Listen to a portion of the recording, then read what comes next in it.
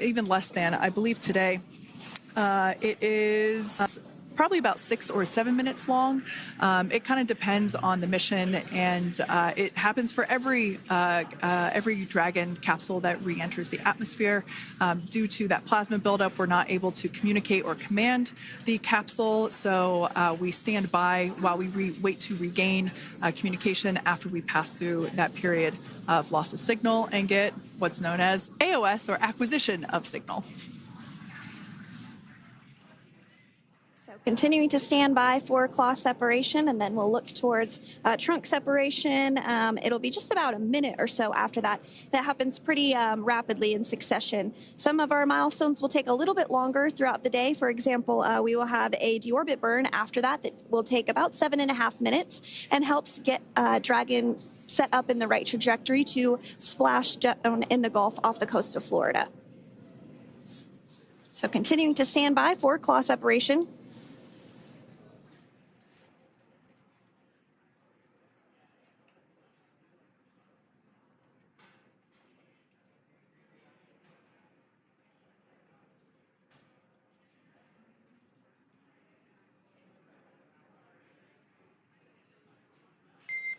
Nominal trunk jettison. All right. Great news there. That trunk has been jettisoned from the Dragon capsule. So the claw was separated. That's the mechanism that connects the telemetry and power between the Dragon capsule and the trunk. In order to expose the heat shield underneath Dragon, we had to jettison that trunk, and so we just got confirmation that that has happened. So that is great news. Basically means that telemetry is looking good, and that the nitrox system is primed for cabin and suit cooling, and the heat shield, like I said, is now exposed and ready for atmospheric re-entry. The trunk served its purpose by gathering energy from the sun through its solar cells and converting that to battery power. Since we separated the trunk, we can't generate any more new power, but we really don't need to since we're coming home and Dragon has enough battery power already stored. Now up next, the final steps that Dragon will perform prior to re-entry: the slew, or the maneuver to deorbit burn attitude, and then the deorbit burn itself. This deorbit burn is the last time that the forward Dracos, which are the 4 thrusters located on top of the spacecraft under the nose cone, it's the last time that they will ignite. The deorbit burn will place Dragon on a precise trajectory to return to the splashdown zone off the coast of Florida, off the coast of Tallahassee, Florida, and that will last about 7.5 minutes once it starts.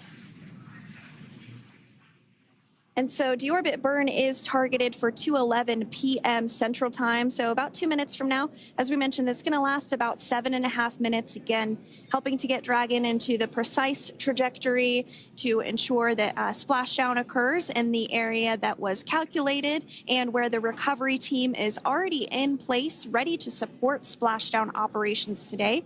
The recovery vessel Megan is the ship that is going to be utilized today, and we also have what is called fast boats that go out first to check the spacecraft and make sure everything is looking good before the recovery vessel Megan approaches.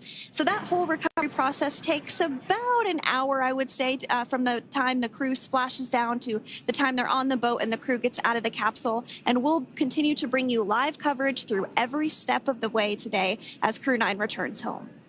Indeed. Now let's take a little bit of a closer look at Dragon. One of the great things about being close to the space station is that we can use space station cameras to look at Dragon, but now that Dragon is on its way home, we don't have those external cameras. So here's an animation of what the capsule looks like. We've got the pressurized section, the capsule on the top, and the trunk, or the unpressurized section, on the bottom. That's where those solar panels that we manufacture in-house are located, soaking up the energy from the sun and turning it into power for the capsule. At the very top of the capsule is the nose cone. That is where the Dracos, the forward Dracos, are located. That nose cone is currently open, not closed like we saw in that animation.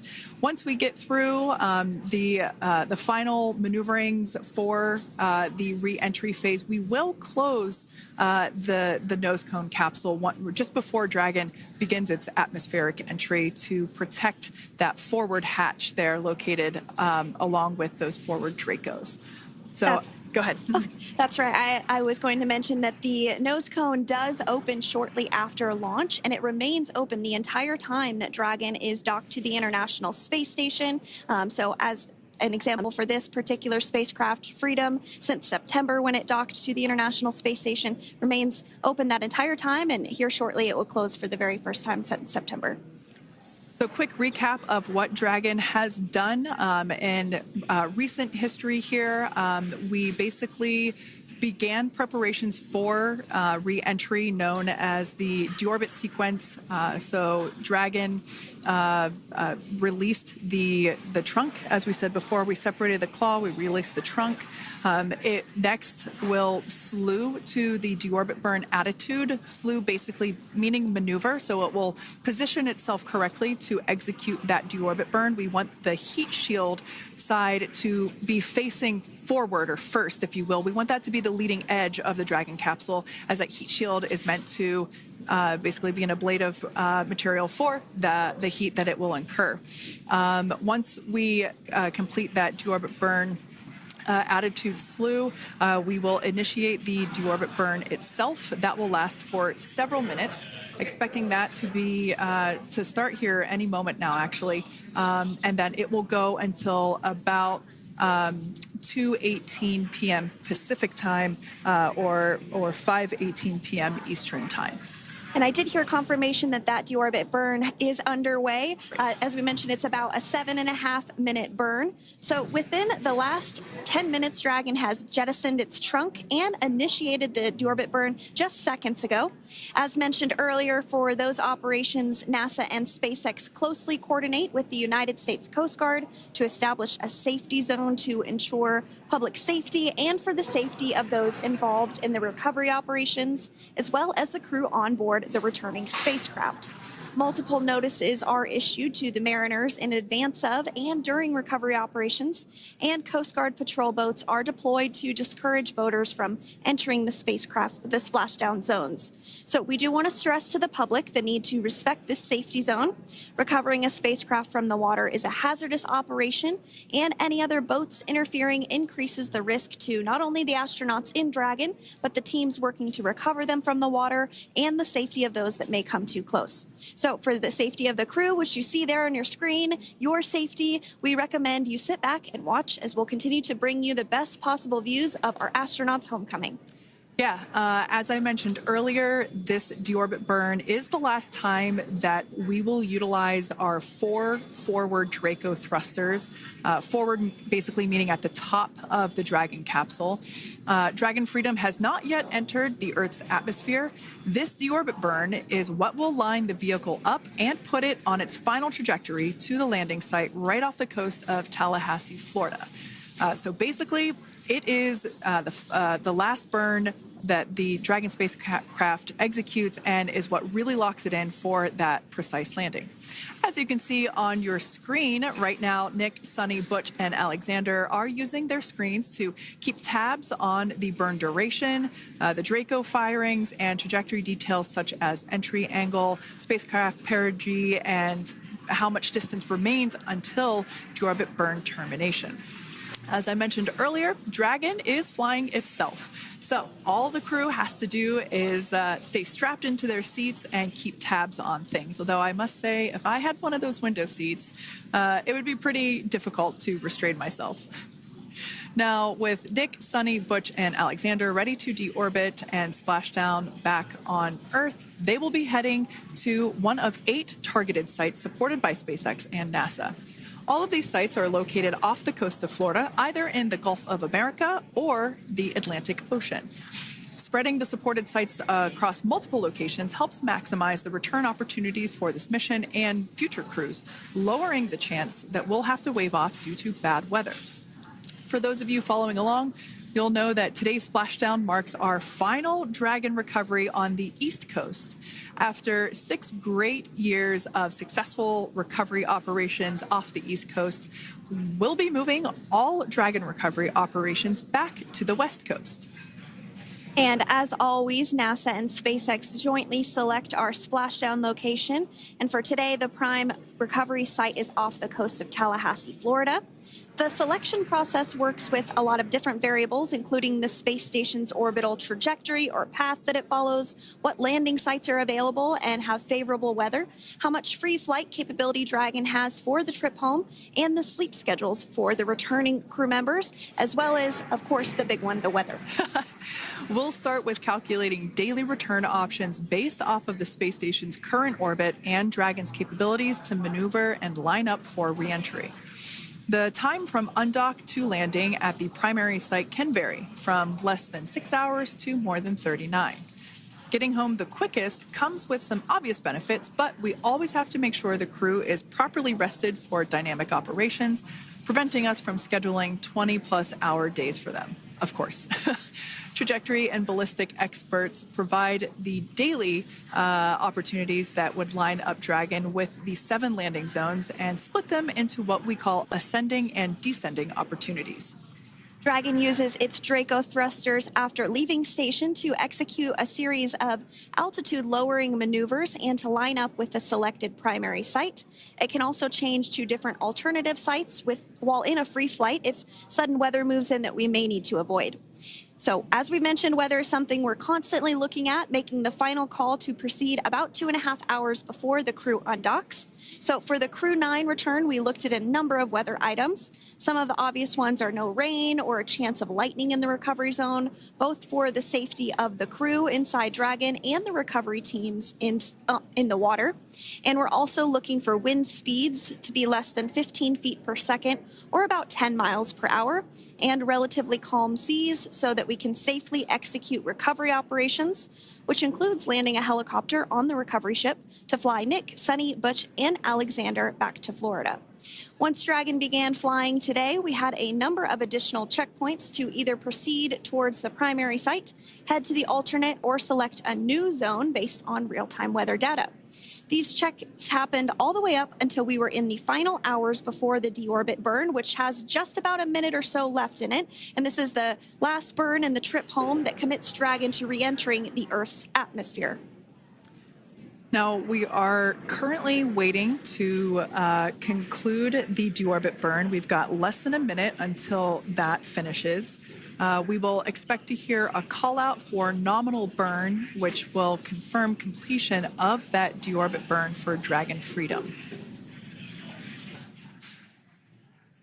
We can see images there from the touchscreen display panels that the crew utilizes in flight. We can see the visualization of exactly which one of the 4 forward Draco thrusters are firing. That's why you have kind of like a strobe effect there.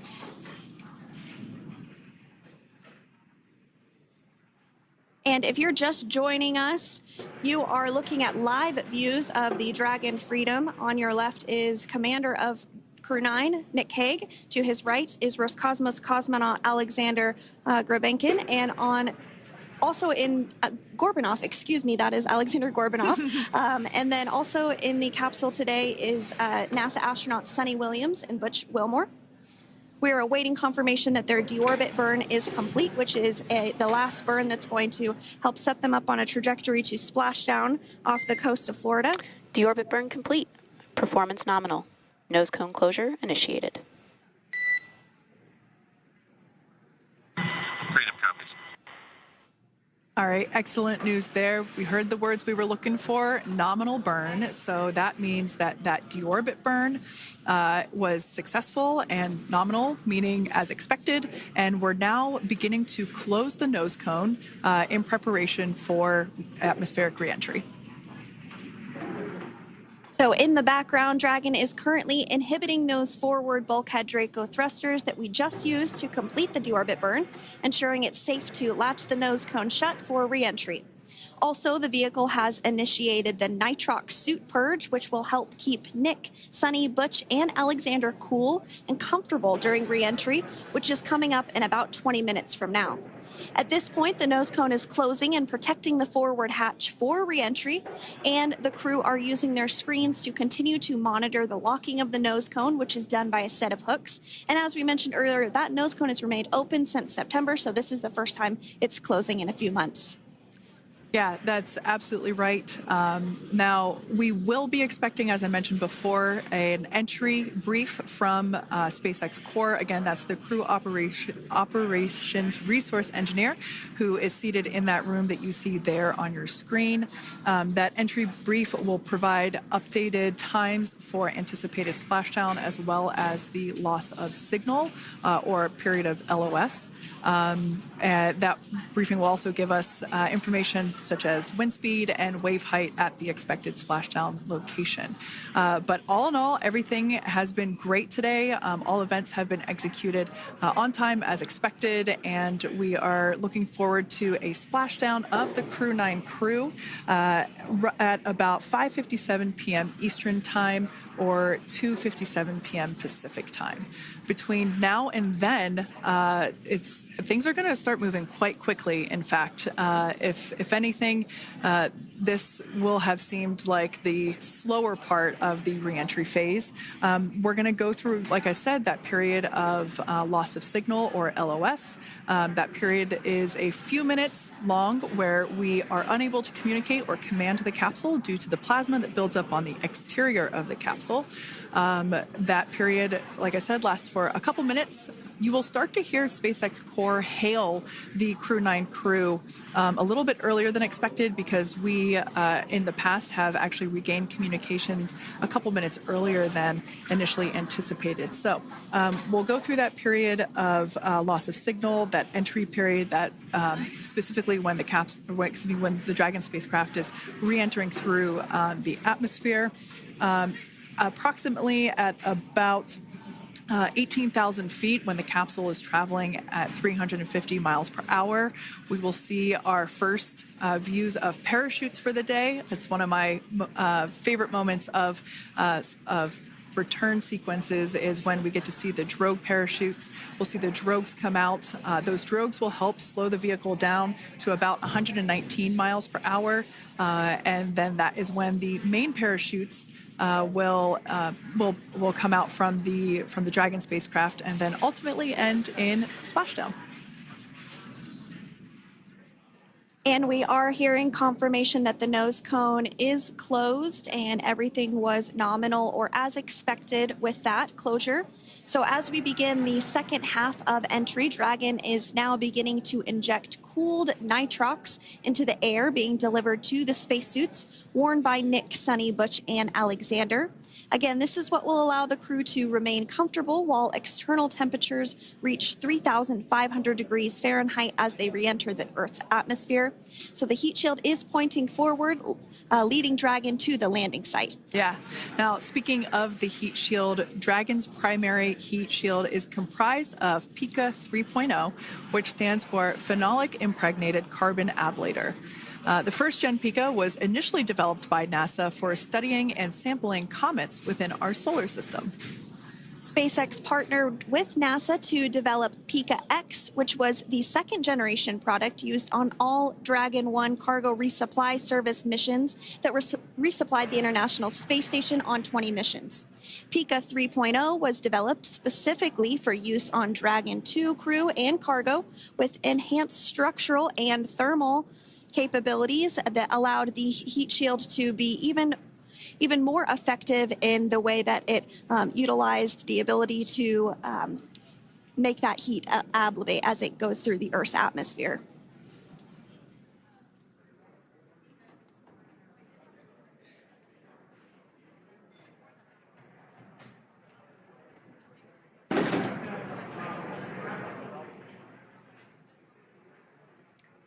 The remainder of Dragon is composed primarily of a SpaceX proprietary ablative material. It's another class of thermal protection which is lighter weight versus Pika and protects the underlying composite structure during reentry to ensure the structural capabilities are maintained.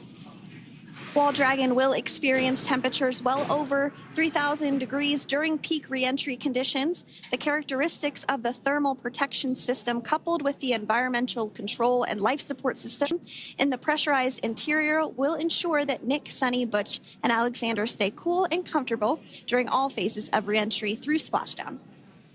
Now, if you've just recently joined us, we hope to regain views of our crew members inside Dragon Freedom, but we don't have those available at the moment due to ground station coverage. So we will bring those back to you as soon as we can. Now, after Dragon Freedom has re-entered the Earth's atmosphere, a series of parachutes will deploy to slow the crew's descent. First will be the 2 drogue parachutes, followed by the 4 main parachutes, and those will guide Dragon to its first contact with Earth since it launched back in September. Dragon will automatically deploy these parachutes when different pressure and positioning sensors on the spacecraft detect that they're at the right speed and altitude. Vehicle velocity at drogue deploy is approximately 350 miles per hour, and they deploy at about 18,000 feet. Now, when the vehicle velocity at main deploy is approximately 119 miles per hour, and they deploy at about 6,500 feet. When Dragon splashes down in the water, the vehicle velocity will be about 16 miles per hour, so you can really see how those parachutes help to slow down the crew inside the capsule. The highest G-load the crew is expected to experience today is about 3 to 5 Gs. Yeah, when you think about really fun roller coasters, they're about in that range. So I'm sure that our crew on board will be well equipped to experience those Gs. It's nothing for them. They go through much more intense training. And so we are continuing to make our way through a number of milestones today. We did have trunk separation. Freedom, SpaceX. Nose cone is secure for entry. Freedom copies.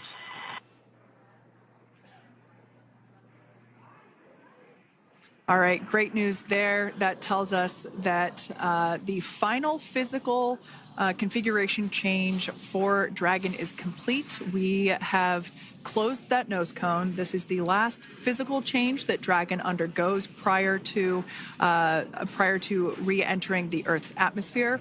It's important that that nose cone is completely closed because underneath it is not only where the 4 forward Draco thrusters are located, but it's also because that is where the forward hatch is located. That is the hatch that is utilized for the crew to ingress and egress from the station while it is docked on board. And since our capsules are flight proven and we reuse them on future space flights, we want to make sure that all of the integrity of that hardware remains intact. So that nose cone is successfully closed, and we're going to start moving pretty quickly here. As I mentioned before, we'll go through loss of signal. We'll get that signal back several minutes later, and then we'll see the parachute action. Yep, and then that's all ahead of Splashdown off the coast of Florida. We're targeting Tallahassee as our Splashdown zone today at 2:57 p.m. Pacific time this afternoon. Now, you did mention the call to the crew. They'll do some additional calculations following that burn and potentially let us know if that splashdown time has changed at all. But right now, we are continuing to target 2:57 p.m. And you can see there on your screen a path of where Dragon will be re-entering today.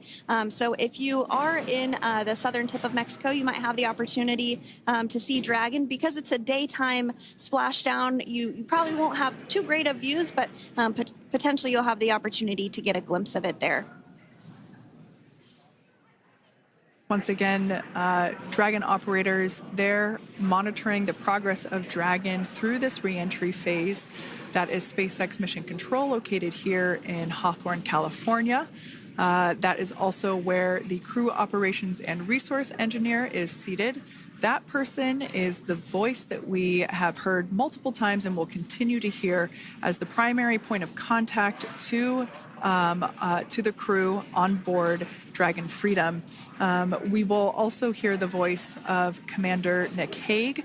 Basically, after we hear the Corps communicate something, we will hear Nick Hague indicate that they copy, that they heard the message well, some sort of recognition that the message was received.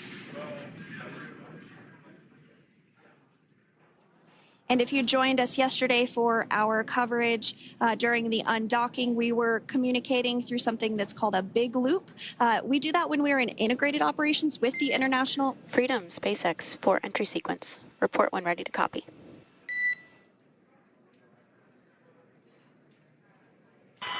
Ready to copy. All right, I've got some updated times for you. Our comm blackout start time is 2144. Our comm blackout end time is 2151. And our splashdown time is the same per your displays, 2157.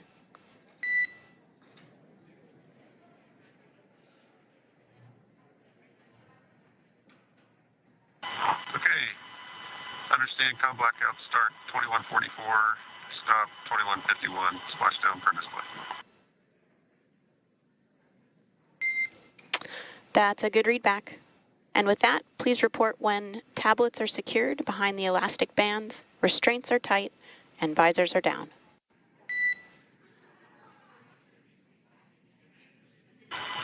And copy, woke up.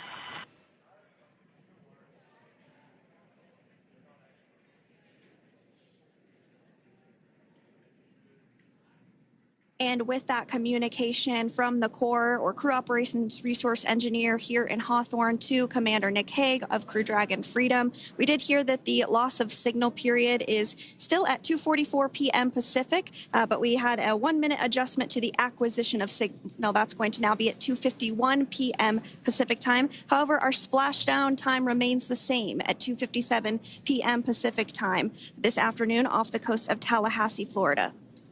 So all good news there as Dragon continues to make its way home with the Crew 9 crew. As we've mentioned before, we are splashing down on the Gulf Coast. We have ability to splash down on either side of Florida, but the location site just outside of Tallahassee, Florida is the site that was selected today due to best recovery conditions. And as Sandra mentioned before, weather is always a watch item, but everything is looking great for that particular recovery location. So I'm sure once we start getting views from the recovery vessel, I have a feeling it's going to be a pretty beautiful afternoon. And we did mention that, of course, this is a daylight splashdown, so we should be getting some great views. We do have a couple of spacecraft called the WB-57, which are high-altitude planes that NASA utilizes during splashdown operations. Those are en route and going to be tracking the capsule as it makes its way through the atmosphere and should be providing some good views for us. Kate and I were just chatting about how we haven't had a daytime splashdown in a little while, so we're looking forward to the views along with you. Yeah. Nighttime views are also great because we can see that capsule streaking through the night sky quite brightly. So like Sandra, you said earlier, daylight will be a little bit less bright, but we will definitely be able to see the SpaceX recovery team operations much clearer. I could also imagine it's probably a little bit easier for the team themselves to do their work in daytime than at nighttime. We'll see them rush in really quickly with a couple of fast boats as they begin the initial safety checks and sweeps of the Dragon capsule, while also retrieving the parachutes from the surface of the ocean. The recovery vessel, the main recovery vessel, will continue to make its way closer to the Dragon capsule. It is stationed a couple miles away from the actual recovery location, the splashdown location, for obvious safety purposes. So it takes a little while for that vessel to make its way over, but once it's closer, we'll have even better views of those recovery operations. And you may be wondering why sometimes we splash down in the daytime versus the nighttime. And believe me, we would all love for these operations to happen during regular daytime working hours. But unfortunately, orbital mechanics just doesn't quite work out that way. So it has to deal with the location of the International Space Station, as well as where the splashdown zone is on Earth and that trajectory, as well as the phasing. So as we mentioned earlier, sometimes we have phasing as short as 6 hours, sometimes in excess of 30 plus hours. It just depends on where the targeted area is that the capsule is going to splash down. So today's phasing has been 17 hours since undocking occurred at 10:05 p.m. Pacific yesterday evening for us here in Hawthorne. Early wee hours for folks on the East Coast and other areas of the United States. Yeah, but regardless of whether it's daytime or nighttime, the SpaceX recovery team has trained and practiced and rehearsed for it all. So regardless of daylight, they are really efficient with those operations. And but like you said, Sandra, it has been a minute since we have seen a daytime splashdown on a NASA SpaceX crew mission. The last daytime recovery was on Crew 4, which was the debut flight for the capsule flying today, the spacecraft known as Dragon Freedom. And so, yeah, kind of a fun fact there in terms of the timing of that daylight splashdowns. Once again, standing by for more communication with the crew. The next event that we have coming up is the start of that period known as loss of signal. That is the period still expected at 2:44 p.m. Pacific time. This lasts for several minutes while the capsule is making its way through the Earth's atmosphere, the heat shield located at the bottom of the capsule, really doing all the work at that point in time in terms of using the atmosphere to slow the capsule down from its orbital speeds of 17,500 miles per hour. Our tablets are secure, restraints are tightened, visors down. We are configured for entry. Freedom, I copied. Tablets are secured, restraints are tight, and visors down.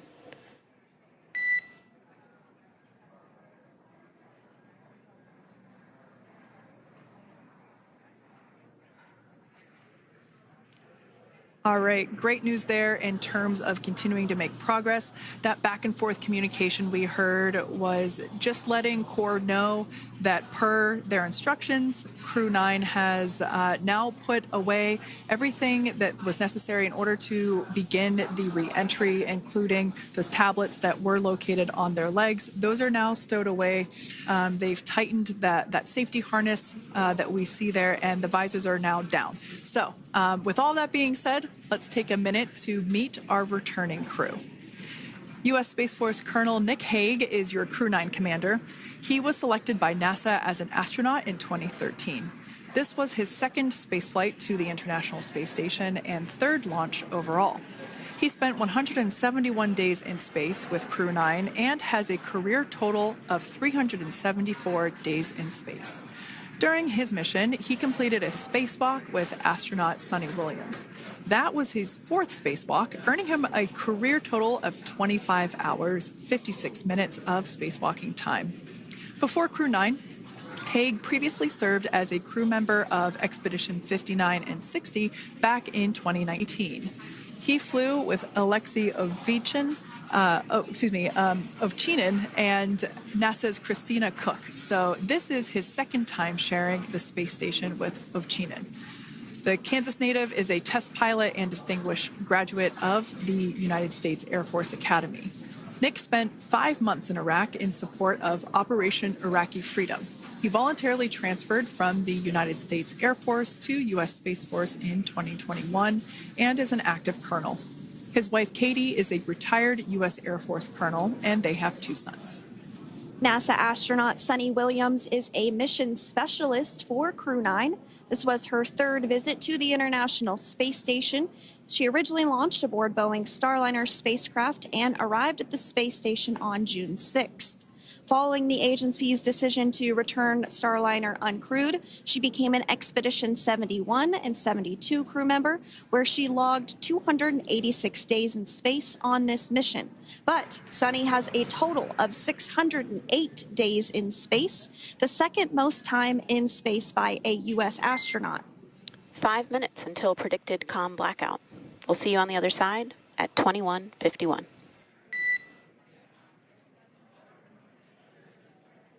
Talk to you soon. And with that call out from the crew operations resource engineer to Commander Nick Hague, letting them know that everything is looking good ahead of the loss of signal period. We will see the crew on the other side of the loss of signal period at 2:51 p.m. Pacific time this afternoon. Continuing on about Sunny Williams, who has a total of 608 days in space, the second most time in space by a U.S. astronaut. Former NASA astronaut Peggy Whitson actually ranks first for the U.S. with 675 days in space. Sunny conducted 2 spacewalks and has completed 9 over the course of her career for a total of 62 hours, 6 minutes of spacewalking time. She ranks 4th on the list of cumulative time spacewalking by a female astronaut, and she has flown on 4 different spacecraft types, including the Space Shuttle, Soyuz, Starliner, and now Dragon. Previously, she served on Expedition 14 and 15 in 2006 and 2007, and again with Expedition 32 and 33 in 2012.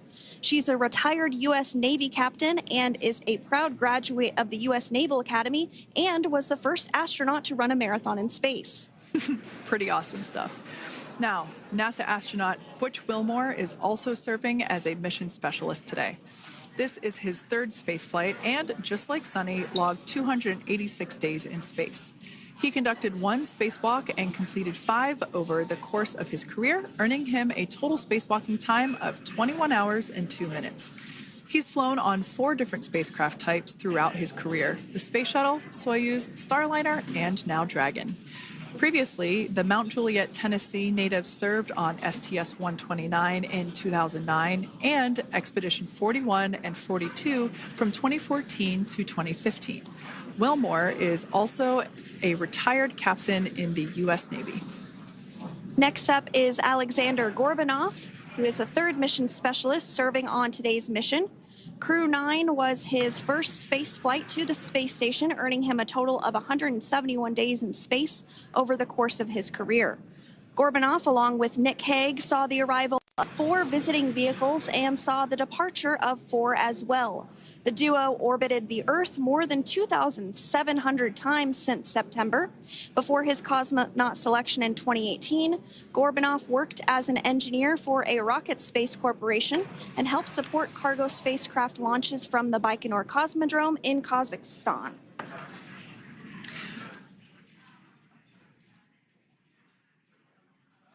So if you are just joining us, we are continuing to bring you live coverage of Crew 9's return to Earth following their mission aboard the International Space Station, where they completed science and research investigations.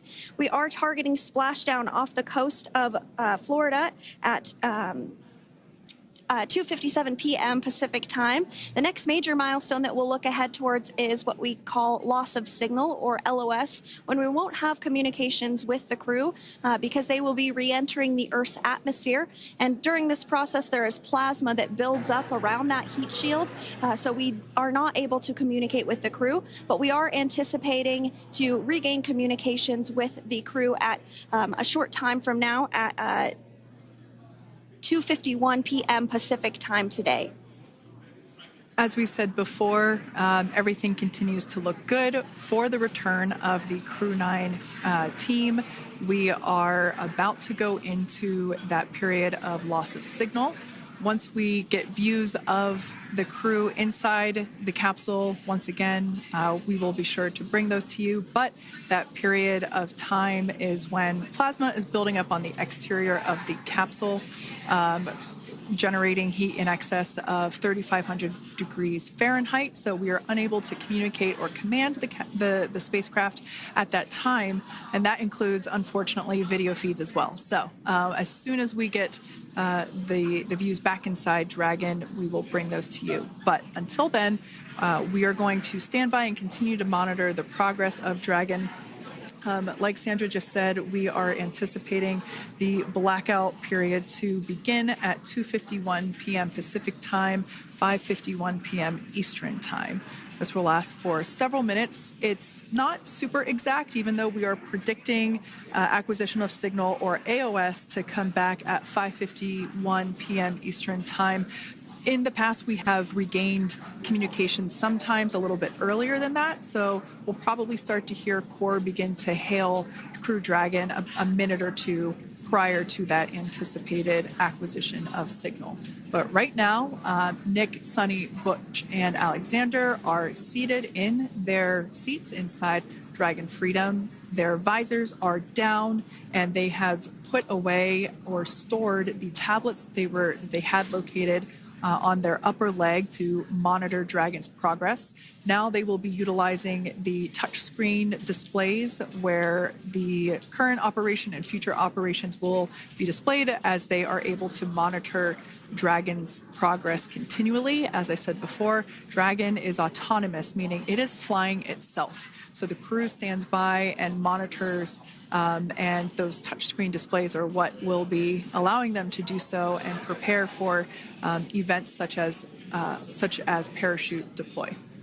And while on board the International Space Station, Nick, Sunny, Butch, and Alexander contributed to over 900 hours of science and research investigations, which is really the key purpose of the International Space Station. Now, the International Space Station is celebrating a major milestone this year, where they will be celebrating 25 years of continuous human presence in November. So if you're younger than 25 years, you've never known a day where there hasn't been a human living and working aboard the International Space Station, contributing to key science and research investigations that impact our lives here on Earth. There's research being done on Parkinson's, on osteoporosis, on cancer research, and a variety of other studies. Additionally, the microgravity laboratory provides a jumping off point for us as we venture back to the moon and onto Mars through longer duration space flights. One such example that the crew worked on during this mission was an alternative exercise device. In microgravity, the crew has to exercise for about 2 hours a day because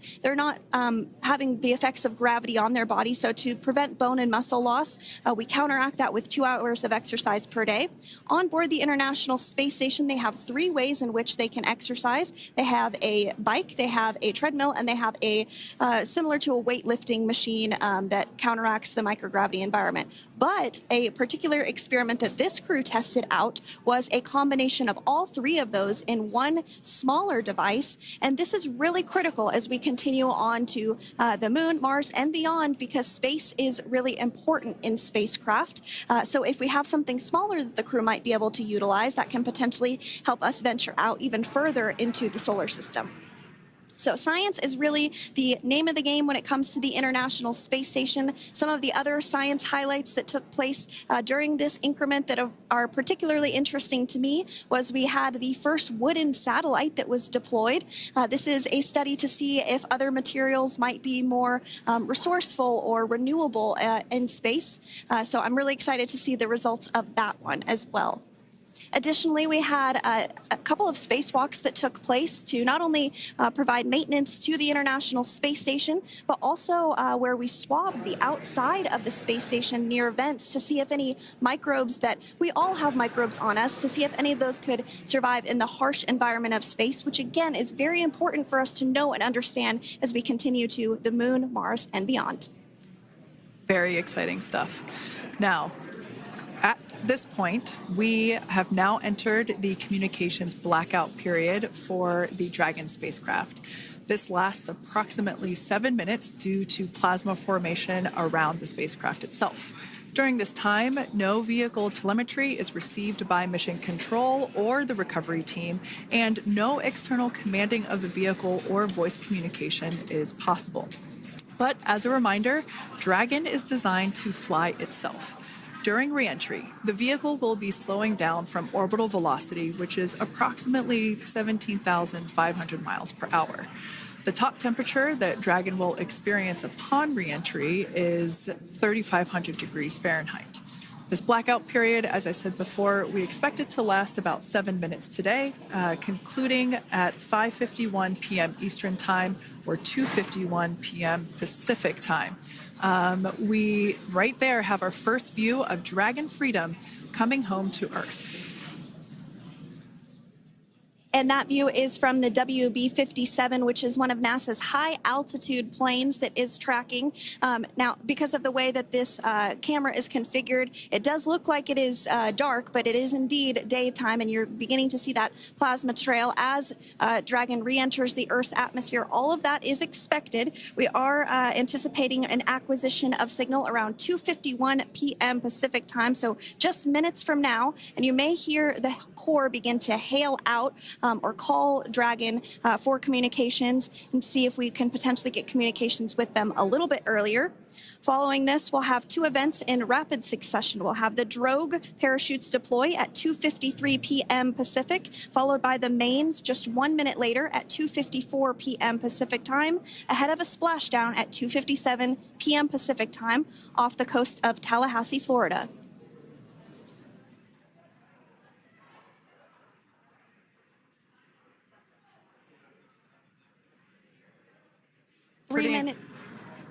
Pretty incredible views of the Dragon spacecraft making its way home back to planet Earth with the Crew 9 astronauts on board.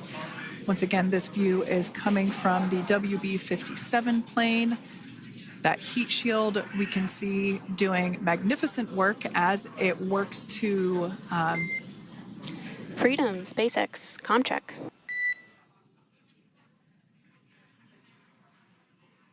All right, we're going to start hearing the SpaceX Crew Operations Resource Engineer. SpaceX Freedom is with you. 4.16. Enjoying the ride. Copy that, Freedom. Great news there from Commander Nick Hague reporting back. We see a healthy flight computer. Expect automated chute deployment.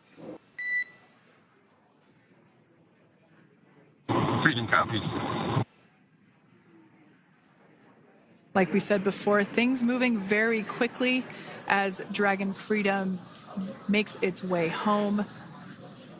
Next event coming up will be deployment of the drogue parachutes. This occurs around 18,000 feet. GPS has converged. Expect nominal altitude for drogue chute deployment.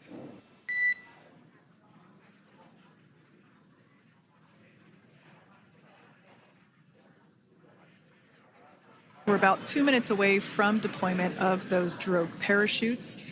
Now the heat shield is continuing to work to slow the vehicle down. That entry period, the Dragon spacecraft went from orbital velocity about 17,500 miles per hour down to about 350 miles per hour. So that really gives you a sense of why that plasma builds up on the exterior of the capsule, thanks to the heat shield and the work that it does. Those drogue parachutes will slow it down from 350 to about 119 miles per hour. We can see 15 kilometers. Brace for drogue window. We can see seat rotation happening inside the capsule. Great to get those first views of our crew members. Once again, the capsules are going about 350 miles per hour when the drogues are deployed. Those drogue parachutes that we manufacture here in-house are going to slow the spacecraft down to 119 miles per hour. And that is when we will see the main parachutes deploy, and that occurs about 6,000 feet above the ocean's surface. And we are expecting drogue deployment at 2:53 p.m. Pacific, so we should see it any second now. And there you are getting a great view of Crew 9 inside Dragon Freedom as it returns back to Earth. We are awaiting the drogue deploys. This view coming from the WB-57 high-altitude plane. And there you see it on your screen, drogue deployment. Drogue descent rate nominal. You can hear the crowd here. Visual on 2 healthy drogues. crowd here very excited as Dragon Freedom continues to make its way back to planet Earth.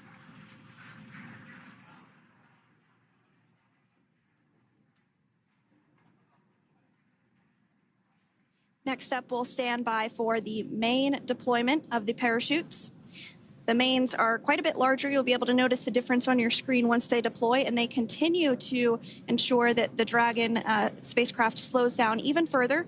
As we mentioned, Freedom will be traveling 16 miles per hour when it splashes down off the coast of Tallahassee, Florida, here at 2:57 p.m. Pacific time this afternoon. And there we go. We have visual on 4 healthy mains. That view was from inside. Freedom copy. That view was from inside one of the buckets where the parachutes are located. So we see a great view there of the reefing on those parachutes. And as those main parachutes begin to inflate fully, 4 beautiful, healthy mains. Now awaiting visuals of Splashdown. Next Freedom, 1,000. We'll start to hear Commander Nick Hague. Copy, 1,000. As we heard right there, Commander Nick Hague will be calling out the altitude of the Dragon capsule from here on out. Landing in water is simpler and provides more margin against unlikely parachute issues. You can see those parachutes continuing to slow the Dragon capsule down.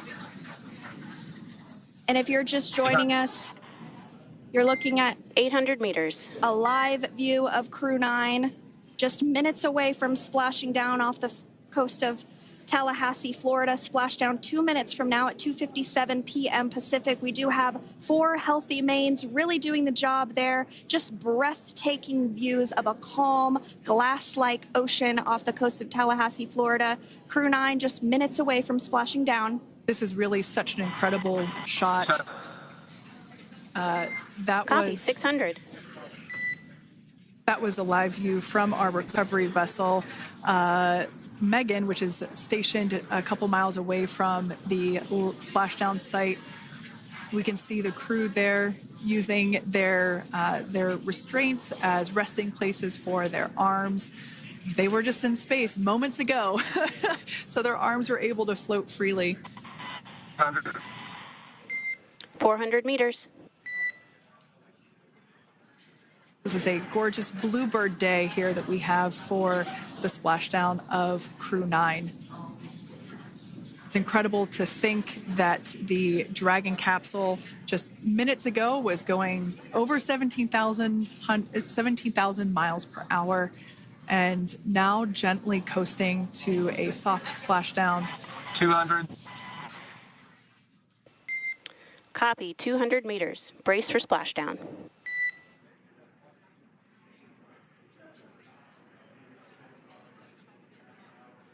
As you can see there on your screen, continuing to monitor progress of the Dragon spacecraft. And we're going to stand by for splashdown, located in the Gulf of America, off the coast of Tallahassee, Florida.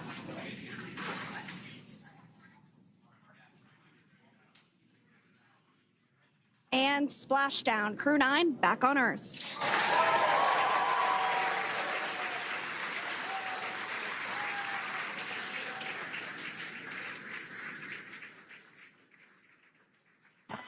And SpaceX Freedom, splashdown.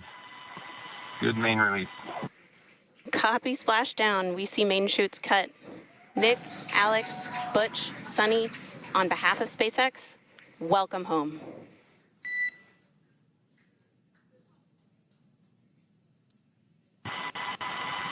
It is an amazing, what a ride. I see a capsule full of grins ear to ear.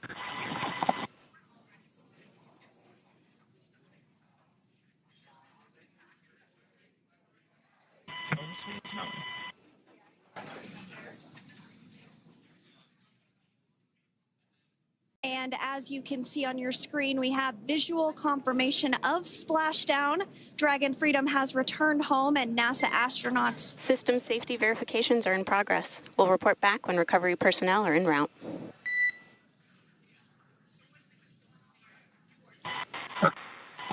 Understand. And we're in section 2, 4.800 landing response. And looking for your words and if it is necessary.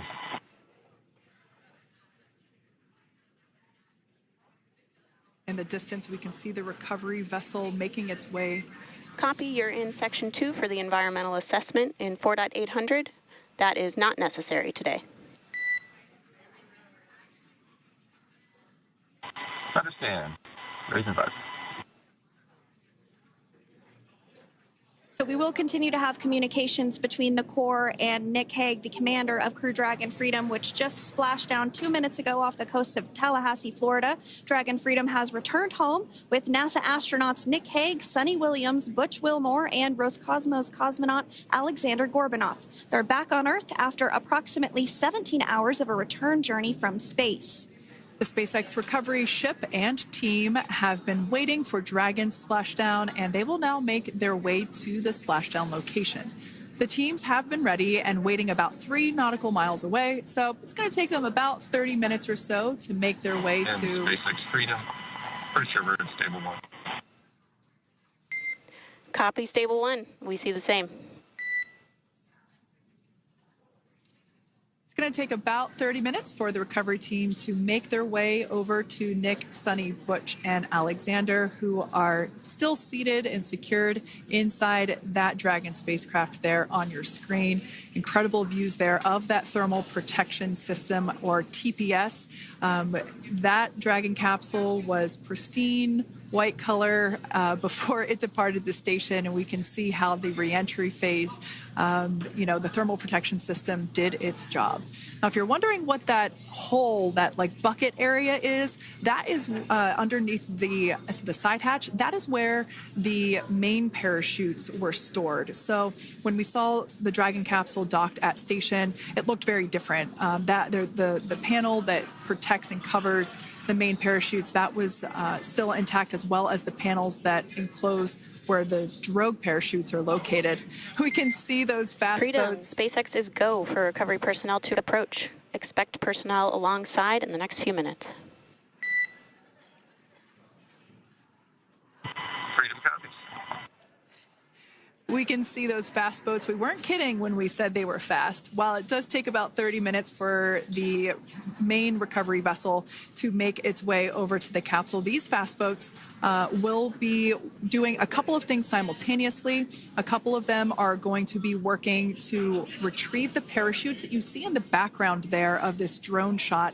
Those parachutes will be retrieved from the ocean surface. We want to make sure we are able to pull those out. The recovery vessel there closest to the spacecraft is going to be performing some safety checks. We can see there they're using an instrument that is basically working to detect if there are any hypergolic vapors or fumes that are still residing in and or around the Draco thruster nozzles or outlets. The hypergolic fuel, which is necessary for on-orbit burns to maneuver the spacecraft. Unfortunately, those hypergolics are unable to be breathed. They are toxic, and so this team here is doing those initial safety checks to make sure that it is safe for the rest of the recovery team to approach the spacecraft. They're also checking to make sure that any residuals from the pyros are safe and are not going to cause any issues. We can see the team working their way around the spacecraft to do these these sniff tests on all of those Draco thrusters. And as we continue to await the recovery of our Dragon spacecraft with NASA astronauts Nick Hague, Sunny Williams, Butch Wilmore, and Roscosmos cosmonaut Alexander Gorbanov inside, Dragon has autonomously completed several steps to safe itself following splashdown. We are continuing to see Dragon in what is known as stable 1 configuration. That's kind of the ideal configuration following splashdown. It's upright, and the Dragon capsule's in the right configuration for it to be hoisted into the recovery vessel Megan, which you do see a little ways off in your screen approaching. Dragon will continue to remain live on air with you through that recovery process, all the way through the point where the crew is extracted from the Dragon spacecraft. Now, if you are just joining us, the mission has gone smoothly so far. Dragon successfully splashed down off the coast of Tallahassee, Florida at 2:57 p.m. Pacific, 5:57 p.m. Eastern Time this afternoon. Approximately 17 hours prior to splashdown, Dragon autonomously undocked from the International Space Station, completed a series of departure burns, jettisoned its trunk section, and performed its final burn, the deorbit burn. This placed the Dragon spacecraft on a trajectory toward Tallahassee, Florida. Dragon successfully re-entered the Earth's atmosphere, followed by deployment of its parachutes to slow the spacecraft down to a gentle splashdown. We're now going to follow the Freedom. Hypergol sweeps and unfired ordnance checks are nominal. Rigging is in progress. Approximately 25 minutes until capsule lift. Stand by for PMC with SpaceX flight surgeon.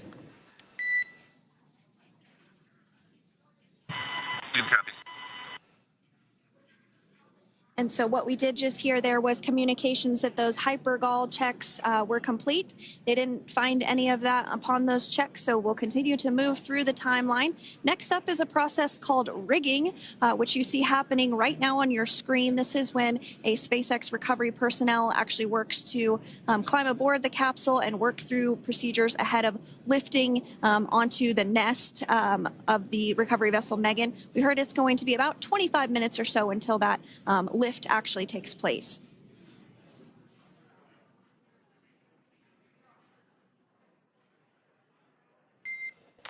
Okay, Freedom, the next call will be from the SpaceX flight surgeon on Dragon to Ground Private. Understand. Thank you. Callouts there indicating that the crew will have the opportunity to do a quick check-in with the SpaceX flight surgeon. This is standard procedure for every Dragon spacecraft when it returns to Earth. It's just an initial check-in, make sure everybody is doing okay. They will also have another check-in with the flight surgeon once they are on board that recovery vessel that you see there in the background.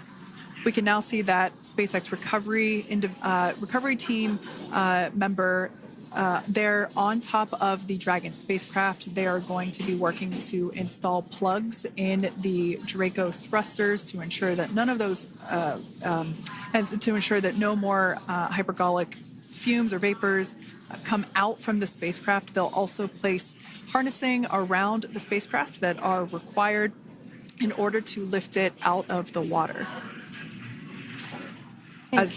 Go ahead, Sandra. Continuing to get some views of the recovery personnel, both the main recovery vessel Megan, as well as some of those fast boats that we've discussed previously. It looks like just a beautiful day there out off the coast of Tallahassee, Florida. Weather was pristine. We were able to get undocked from the International Space Station as expected at 10:05 p.m. Pacific time yesterday evening, and Crew Dragon has since completed steps ahead of its splashdown at 2:57 p.m. Pacific, and we're now stepping through procedures to get Dragon hoisted up onto the Megan recovery vessel and get the crew extracted out of the spacecraft. And you did see some of the parachutes that were near the spacecraft. Upon detection of landing, Dragon automatically releases those main parachutes to prevent wind from pulling the spacecraft. Dragon then automatically safes any pyrotechnics that may still be present on the vehicle and may automatically perform additional minor system reconfigurations. The astronauts will remain seated and in their suits at this point, but the onboard air conditioning keeps things temperature controlled inside the spacecraft so the crew remains comfortable, and the communication systems. Freedom, SpaceX, comcheck. SpaceX, this is Freedom. We have 2 loud and clear. Copy that, Freedom. Have you loud and clear as well, and Dragon Aground is no longer private. Understand. Thank you. As we saw there on the screen, we have a couple of fast boats in the recovery fleet that have quickly moved into the splashdown location. They are being followed by one of the main recovery vessels, which will move into position upwind of the spacecraft. The two fast boats have very specific roles. Excuse me. The first approach is focused on immediate safety inspection, as we saw. They do this for spacecraft integrity and checking for any presence of those hypergolic propellant vapors. And this ensures that it is safe for the recovery vessel to approach Dragon. Once Dragon is cleared for full approach, as we heard is the case today, the team begins rigging the spacecraft for water recovery by the recovery ship. The second fast boat is responsible for parachute recovery and also serves as a redundant boat to the first one that makes the initial approach to the Dragon spacecraft. As we saw a little bit earlier, we were also able to see one of the recovery team members get on a jet ski to help gather up the parachutes that were automatically detached from the Dragon spacecraft upon splashdown. And it will take a little over 10 minutes for the recovery crew to complete their safety checks. Once complete, the team will begin preparing Dragon to be lifted. And as you see, they are preparing for that to take place at this point. As part of the preparation for this lift, one member of the recovery team has climbed on top of the spacecraft already so they can attach Dragon's hoist rings and connect to the lifting lines. It will take us less than an hour to raise Dragon to the recovery boat and remove the crew from the spacecraft. After medical checkouts, the crew will return to land within 4 hours by helicopter. And if no additional medical assistance is needed, the crew will board a waiting NASA plane and depart for Houston.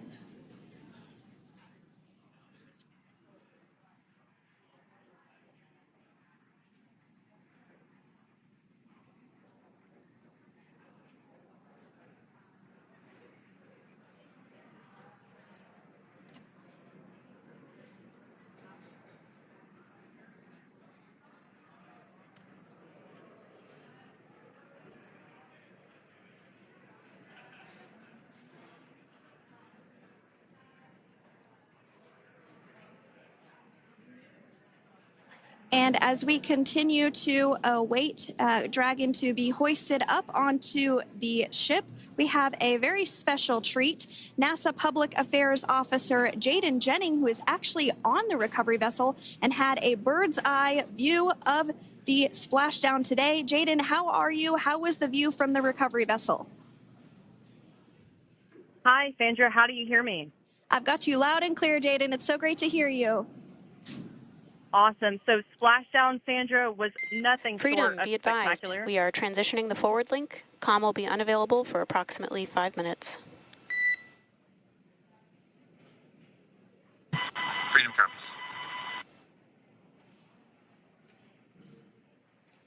Thanks so much, Jaden. We did just have some communications letting us know that we'll have about a 5-minute period where we won't be able to hear from the crew. So please go ahead, tell us, how was the view from the recovery vessel? Absolutely. Yeah, I was mentioning earlier, Splashdown was nothing short of spectacular.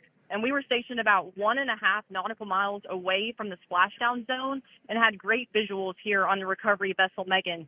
We actually saw a little of the smoke trail as the spacecraft was coming in, and then moments later we spotted those drogue chutes, and this was quickly followed by 4 healthy white and orange main parachutes. We then tracked Dragon all the way down as it slowly propelled into the ocean.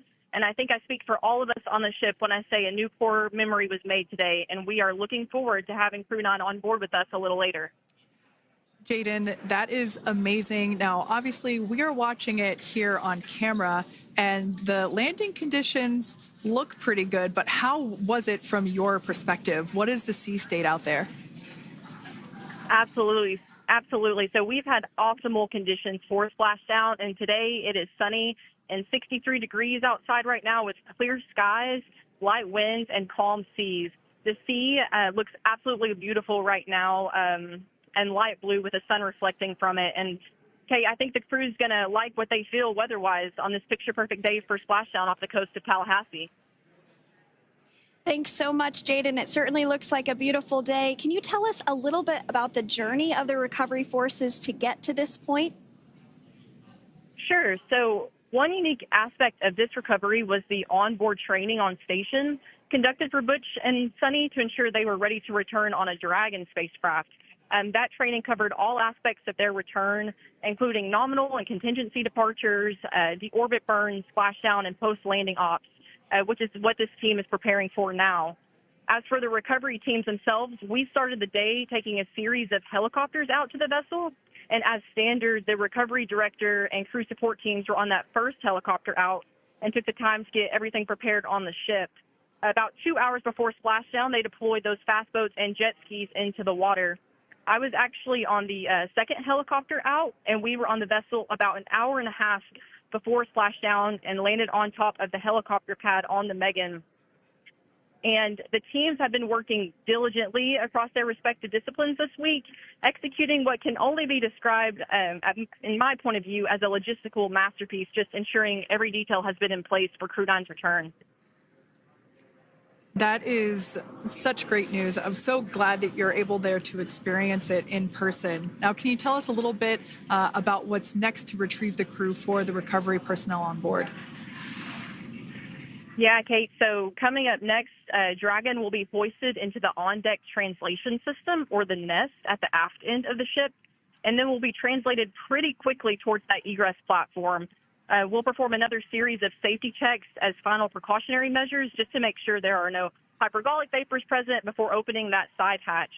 And then once that side hatch of the spacecraft is open, the crew will be assisted out of the capsule one by one from NASA and SpaceX. Freedom, SpaceX, comm check. Freedom's got you loud and clear. Thanks, Nick. I've got you loud and clear as well. We have completed our forward link transition. Copy.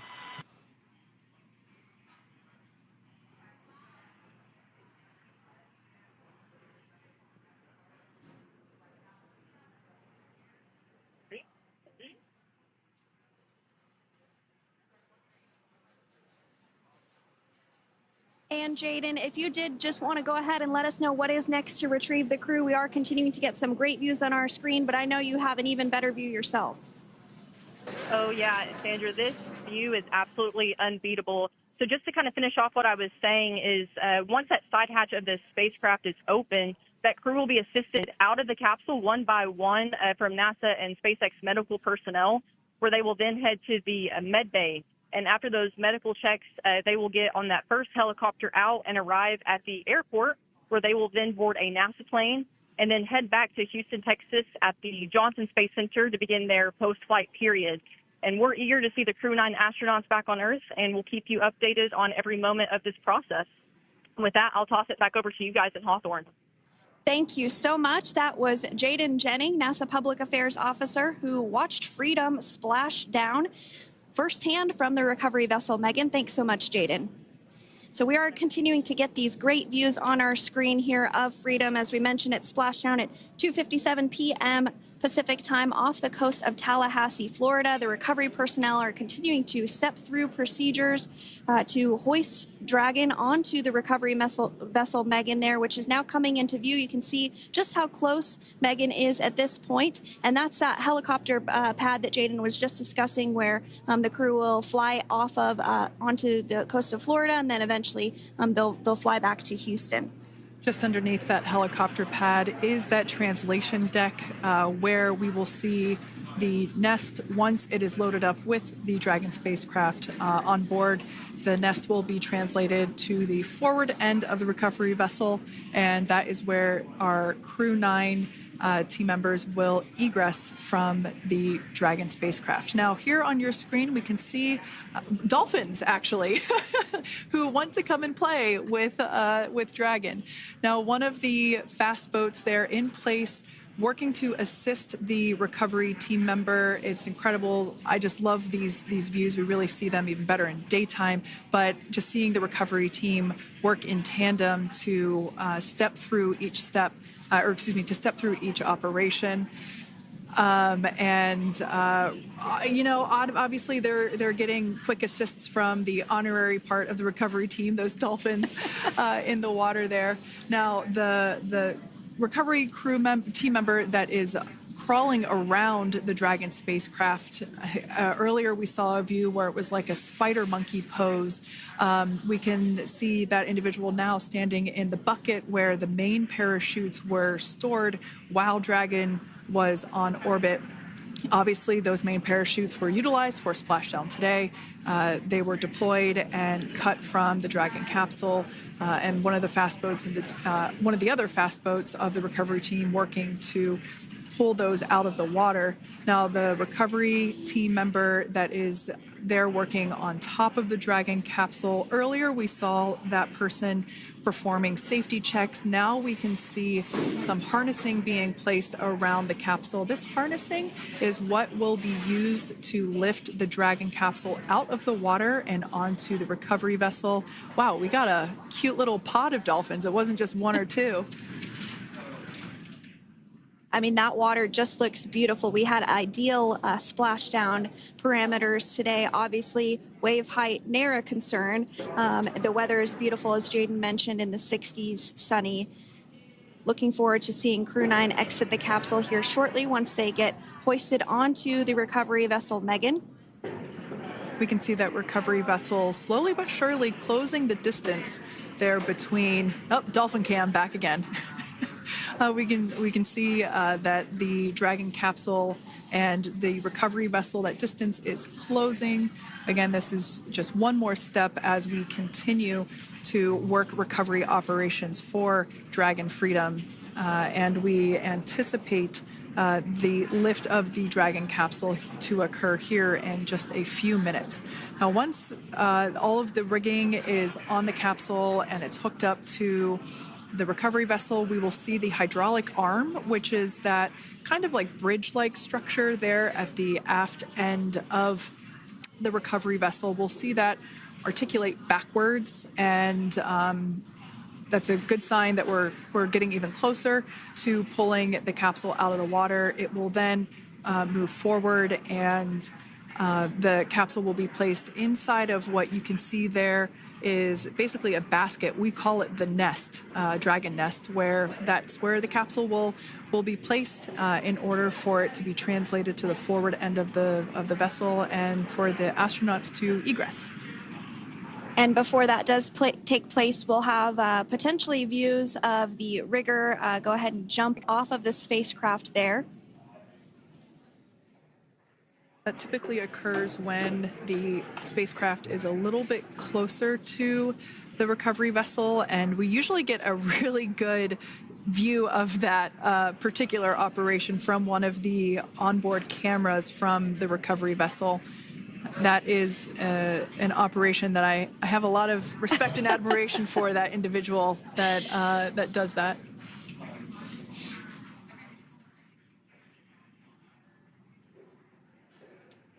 So again, Dragon continuing to get closer and closer to the recovery vessel Megan.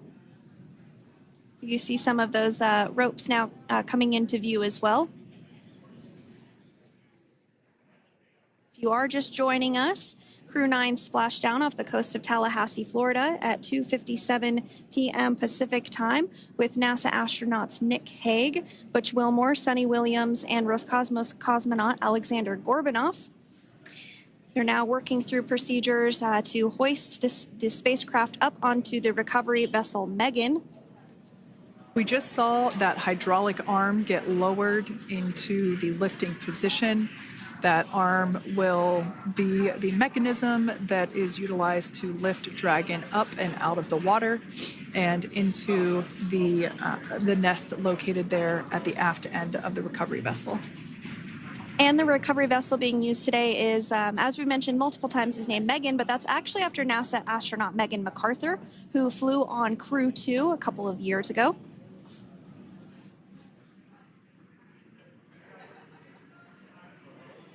We're getting some views now from actually inside the boat. Yeah, you're exactly right. This view is straight down the recovery vessel. That platform that was closest to the camera, that is the egress platform. Freedom, rigging is almost complete. Approximately 5 minutes until capsule lift. Great news there from SpaceX Core. So about 5 minutes left until we see Dragon Freedom get lifted out of the water. That hydraulic arm, as I said before, is the mechanism that will lift it. It's quite swift, actually, the whole process of getting the spacecraft. Brace for capsule lift. Bracing. There it goes, Dragon Freedom being lifted out of the water and onto our recovery vessel, Megan.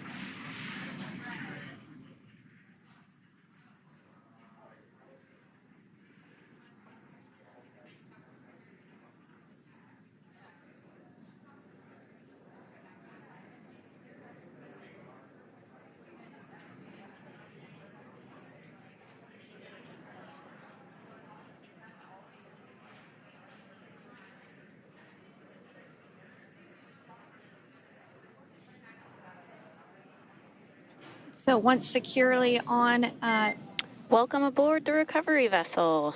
Recovery personnel are completing final checks and stand by for translation to the egress platform. Freedom copies. Great news there, letting us know that Dragon Freedom has been successfully recovered from the water's surface. If you've just joined us, we had an on-time splashdown at 5:57 p.m. Eastern Time, and we can now see that the water recovery operations are continuing to progress. The nest where the Dragon spacecraft is located is going to get moved forward. This will happen after one of the recovery crew members does some checks, and we'll also see some hosing. Obviously, the spacecraft splashed down in salt water. Salt water is corrosive, and we want to try and rinse out as much of the salt water as possible to reduce that corrosion on the metallic structures. So we can see some guidance there being provided, really steering the spacecraft properly into the Dragon's nest. and it's been 30 minutes since Dragon splashed down, and as you can see there, the spacecraft is already on board the recovery vessel Megan. Things continuing to move very smoothly today throughout the entire operations from the deorbit burn up until this point as well. And Freedom, it looks like the positioning wasn't quite right, so they are working on repositioning the capsule in the nest now. Okay, copy that. Thanks. And with that, the team is just going to adjust the Dragon spacecraft a bit so that it's in the right position ahead of translating up a little bit closer ahead of the side hatch. So the team is now going to step through the procedures to ensure that that takes place. While Dragon does fly itself autonomously, it clearly is unable to park itself autonomously. We want to make sure that the Dragon capsule is properly seated there in that nest.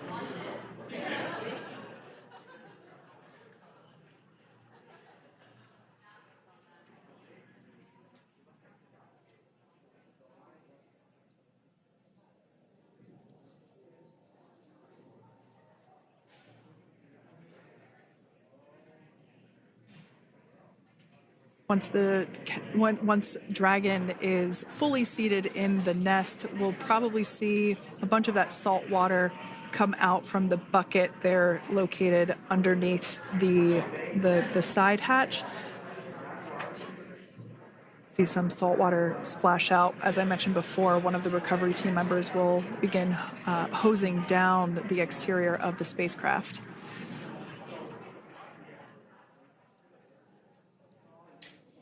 So you are continuing to get some great live views on your screen of Crew 9, which includes NASA astronauts Nick Hague, Sunny Williams, Butch Wilmore, and Roscosmos cosmonaut Alexander Gorbanov, who splashed down off the coast of Tallahassee, Florida, 2:57 p.m. Pacific time this afternoon.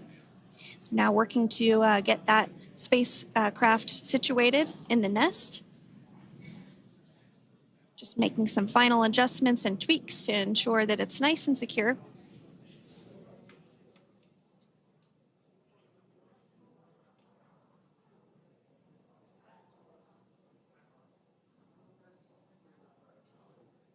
Once the spacecraft is seated and secured and oriented correctly in the nest, Dragon will be moved into the hangar located underneath that helipad that we saw earlier from the aerial views during recovery.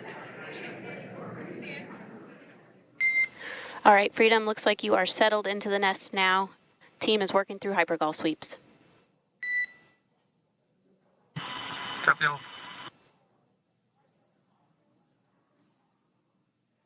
Call out there telling us that the recovery team is doing the second round of those hypergolic sweeps. This helps ensure that everyone, all the recovery team members that are located basically right where this camera is located on, towards the forward end of the recovery vessel, that they will all be safe once the spacecraft is translated forward. So we're just doing some additional steps to make sure that the hypergolic propellant that is utilized for maneuvering the Dragon capsule while on orbit, making sure that none of those vapors are still present on the exterior of the capsule. That's right, and there are a variety of individuals on board the boat that help with recovery operations. Not only do we have the recovery personnel that you see here, but we also have a doctor that will check out the crew members as standard procedure.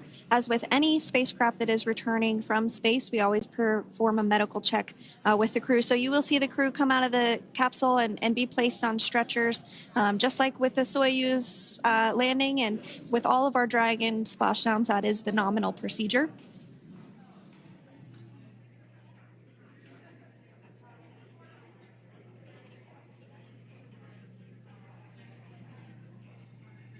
We'll stand by to see Dragon Freedom translate or scooch up a little bit closer to the camera angle that we're seeing right here. And then teams will step through procedures to get that side hatch opened. You see it right in the dead center of your screen there. It's kind of that rectangular shape. It has not been opened since Crew 9, which included Nick Hague and Alexander Gorbanov, launched back in September from the Kennedy Space Center in Florida. So that will be the very first time that hatch is opened. Once docked to the International Space Station, crew enter through the top hatch, which was where the nose cone is now closed. That's the hatch that they actually utilize to go ahead and get inside the International Space Station.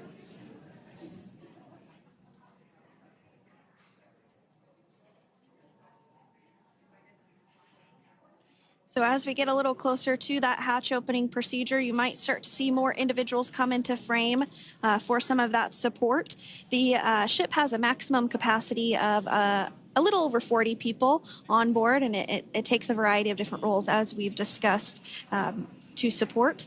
Also on board is the Chief of the Astronaut Office for NASA, that's Joe Acaba.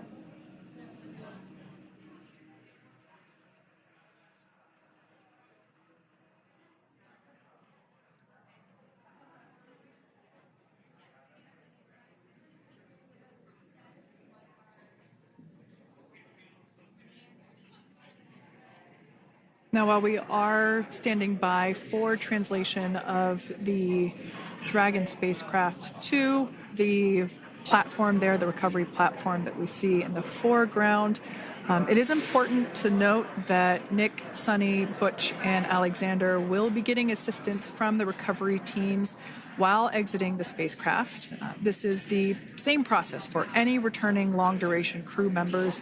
As you could imagine, returning to a gravity environment can wreak havoc on our vestibular system, which is responsible for maintaining balance and motion.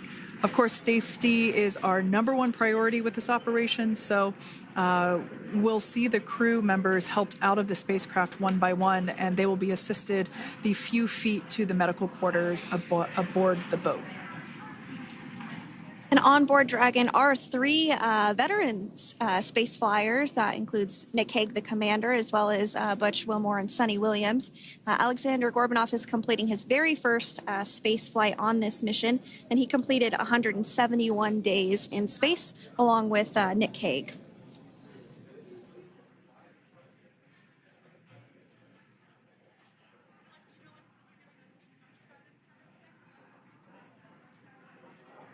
For those of you that have just recently joined us, well, I would encourage you to hit that rewind button and go back a few minutes. It was a beautiful splashdown of Dragon Freedom with the Crew 9 cohort on board. They had an on-time splashdown at 5:57 p.m. Eastern Time, 2:57 p.m. Pacific Time. We can see that the spacecraft... Freedom translation is in progress. Copy, and seal it.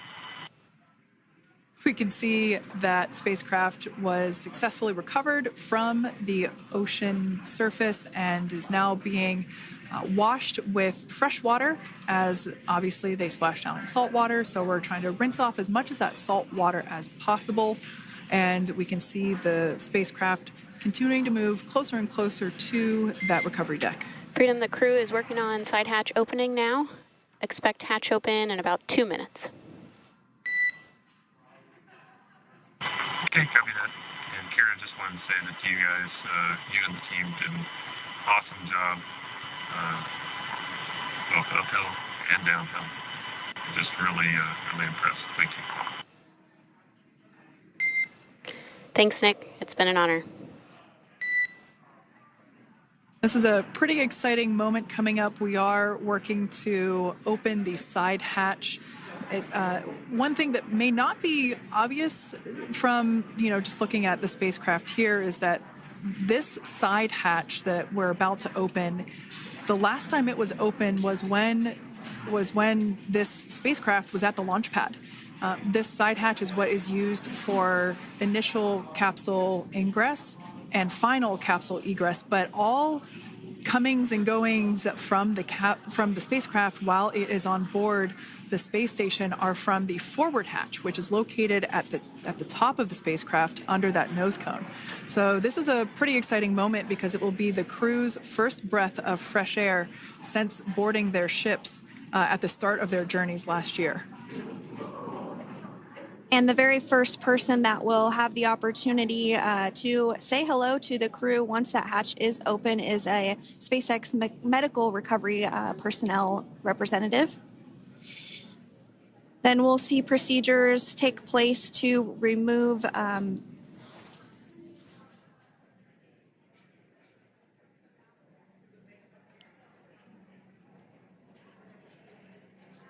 the footrests of Dragon. That will just help the recovery personnel get a little bit more room to access the crew and help get them out of the spacecraft. Yeah, you're absolutely right. Safety is, once again, top priority here, and removing those footrests from all 4 seats will be helpful as a SpaceX recovery team member will actually go into the capsule, into Dragon Freedom to help the crew members unbuckle and stand up, and essentially we'll also see a fun little slide be put in place to help the crew members exit the spacecraft safely. So yeah, we're going to remove all 4 of those footrests to basically give a little bit more working room inside the spacecraft. That's right, and we did hear the go for that hatch opening, so we're just a couple minutes away from being able to see that, and then we might be able to get the chance to see a couple of views inside of the Dragon and see the crew following their splashdown. Now, opening that side hatch isn't quite like opening, the door to your car. We have to depress the seal around the side hatch, as well as, we'll now see them open that side hatch up.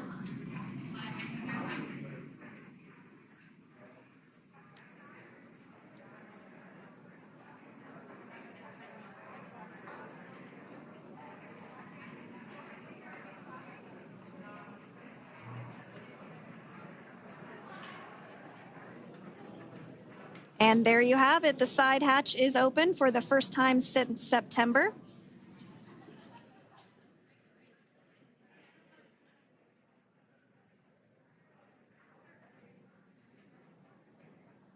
We can see some of the protective equipment there that was brought into frame that will help protect the edge of the side hatch.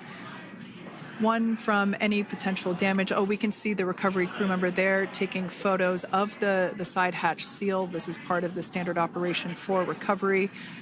These photos will get saved into our procedure. We'll then install that protective frame around the side hatch. This helps to ensure that the side hatch itself, the edges of it, incur no damage while crew members are coming out from the spacecraft.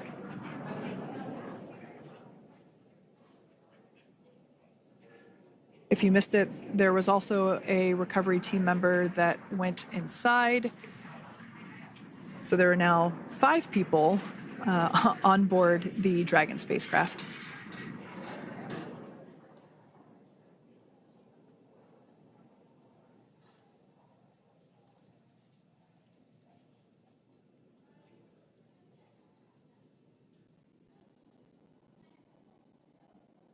And if you are just joining us, it has not yet even been an hour since Crew 9 splashed down off the coast of Tallahassee, Florida at 2:57 p.m. Pacific time. The crew is now on board the recovery vessel Megan, and the hatch is open. The next major milestone that we'll see is when the crew will actually egress or exit the spacecraft. But before that, they'll continue to, the recovery personnel rather, will continue to install that protective area around the hatch and then remove the footrests. So we're a couple minutes away from seeing the crew egress, but not too long away.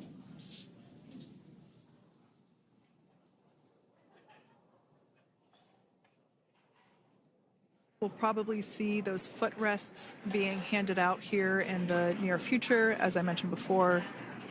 Oh, of course, we got to get a well-documented photo of the moment. Although we can't see it from here, I'm pretty sure there are 4 smiles on board right now. And we did hear that report out from the commander, Nick Hague, following Splashdown, that there were four smiles as far as he could see. Yeah, capsule full of grins. Now, generally speaking, and there we do see Crew 9, some happy waves, smiles all around back on Earth.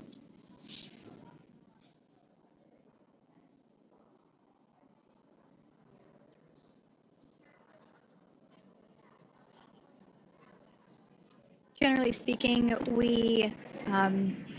we have the individuals in the 2 center seats of the spacecraft exit first.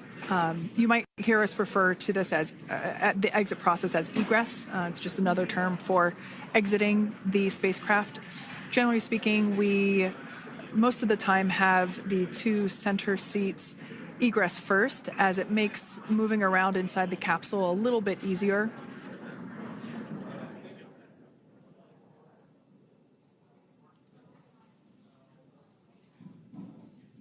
We can see the tablets that were previously located on the upper leg of the crew members. We can see those being handed out to the recovery team. Those were taken off prior to the entry phase, to spacecraft reentry.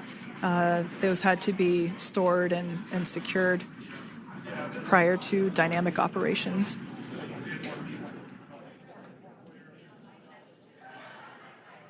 It looks like we are starting to see the footrests also be removed. I just saw one there on the screen. There are 4, of course, 1 for each crew member.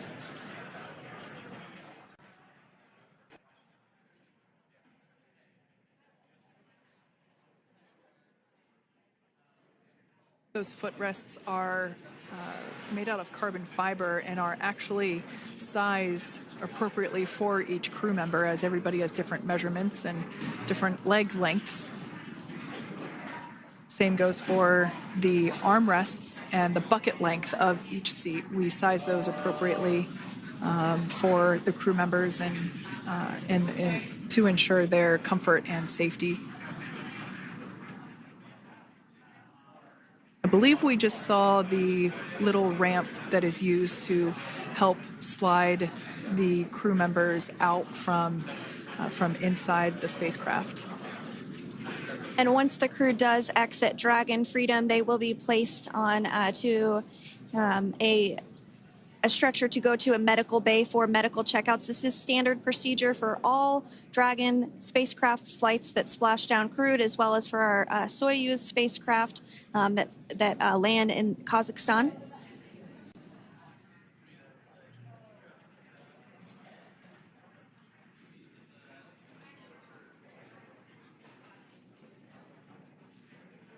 We could see the exterior of Dragon Freedom quite clearly in this shot, and it's such a beautiful sight. I personally prefer the capsule when it has some of that charring from atmospheric reentry. It is the signature sign of a capsule that has returned to Earth.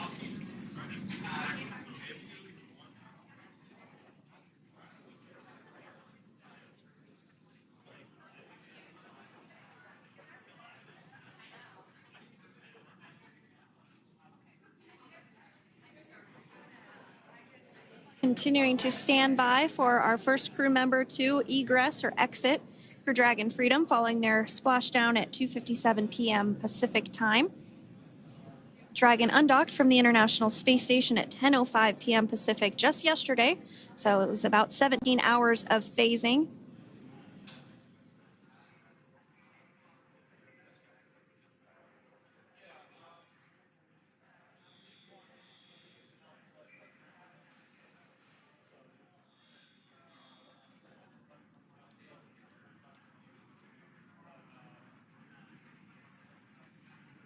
And while on board the International Space Station, Crew 9 contributed to 900 hours of science, over 150 research experiments and investigations, making great use of the microgravity lab of the International Space Station, which celebrates 25 years of continuous human presence this November.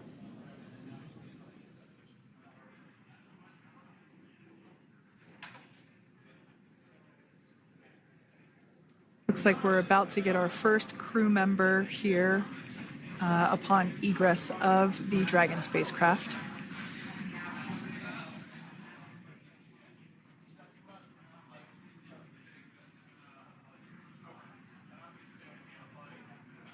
So we are standing by for that egress. Outside of Dragon, you do see one of those stretchers. This is the expected procedure as the crew will be taken to medical facilities following their exit from Dragon.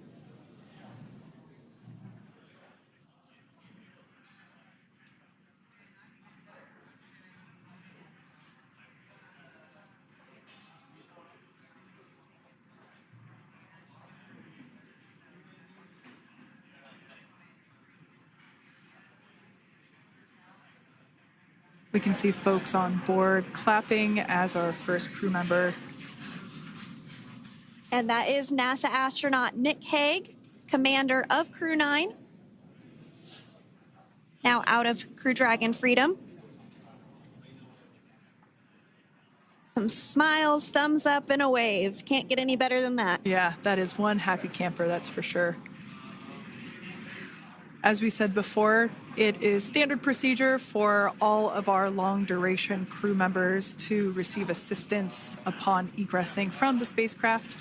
We basically help them move off of the recovery deck and into the private medical quarters for their initial consultation with the SpaceX flight surgeon. So we'll see that take place for all 4 of our crew members today.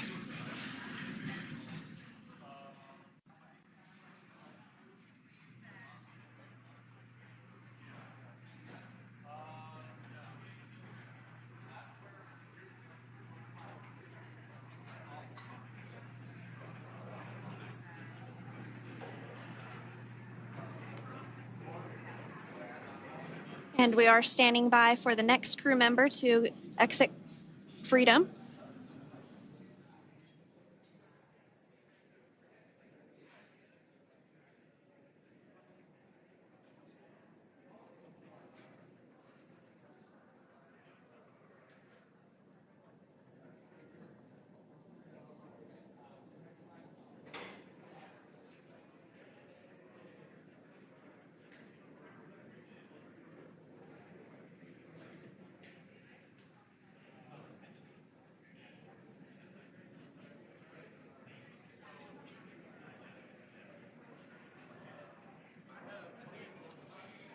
Next up out of the capsule, we expect Roscosmos cosmonaut Alexander Gorbanov. His first space flight. Spent 171 days in space alongside NASA astronaut Nick Hague. Looks like we're getting some cheers and clapping on board as Alexander is slid down the little ramp and placed into the mobility aid. Once again, big smile.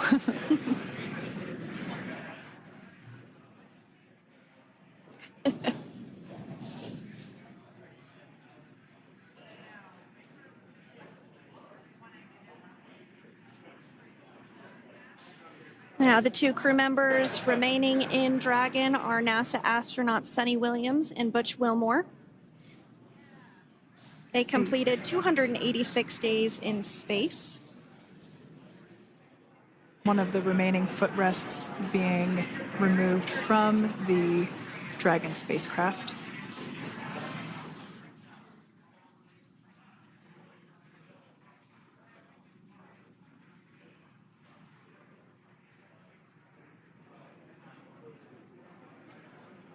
As I said before, we generally try to have the crew members that are located in the two center seats aboard Dragon, and we like to have them egress first if possible, as it creates a little bit more movable working room inside the spacecraft. There is a recovery crew member inside that is helping all of our Crew 9 crew egress or exit from the spacecraft.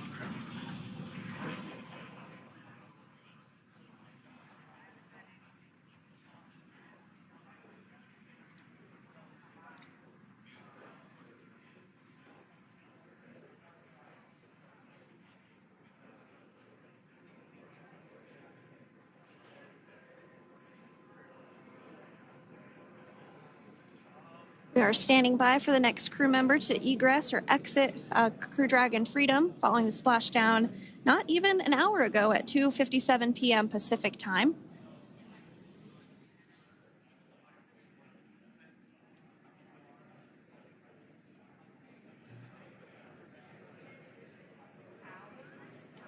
Really have the recovery operations down pretty quick at this point. Yeah, it's pretty incredible to think that, just 5 years ago when we were doing the initial demonstration missions of the Dragon for Crew Dragon, that now we're under about 30 minutes for, to retrieve the spacecraft from the water, and just several minutes here while it's been on board and to get everyone, really to get that side hatch open.